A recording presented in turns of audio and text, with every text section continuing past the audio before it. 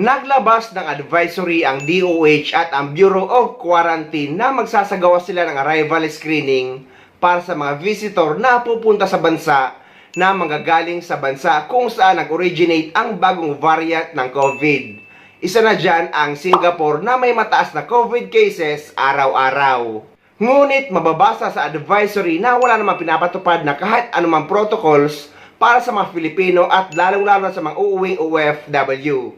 Pinapaalalahanan lang ang lahat na dapat lagi maghugas ng kamay at umiwas sa mga matataong lugar. At kapag inuubo naman ay dapat takban ang bibig o kaya naman ay magsuot ng face mask.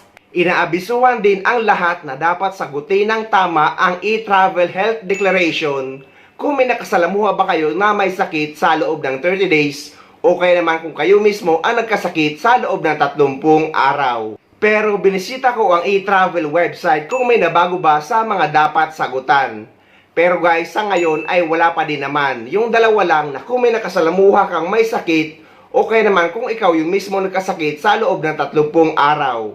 Inuulit natin na yung screening ay para lamang sa mga visitor. Meaning guys, ay para lang ito sa mga dayuhan. Wala pang protocols para sa mga Pilipino at lalong-lalo na sa mga OFW. Pero kung manggagaling kayo sa bansang Singapore na may mataas na COVID cases, ay dapat naka-face mask kayo kapag uuwi sa Pilipinas. The DOH has confirmed the issuance of Bureau of Quarantine's May 24 memorandum wherein all stations have been directed to conduct thorough screening at points of entry for arriving visitors originating from countries where COVID flirt incidents have been detected. The agency explains this is upon orders from Health Secretary Ted Herbosa.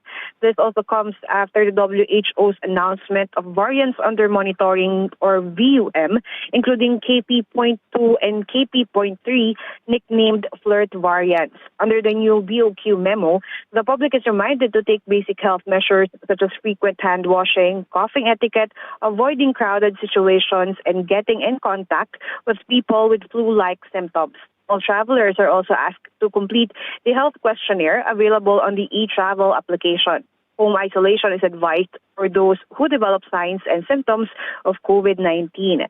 Last week, the DOH has observed a small increase in COVID-19 cases, although spokesperson, Assistant Secretary Albert Domingo explained they are not alarmed but on alert. Department of Health Secretary Teodoro Herbosa said he would not recommend any border control or travel restrictions amid the reported increase of COVID-19 in Singapore.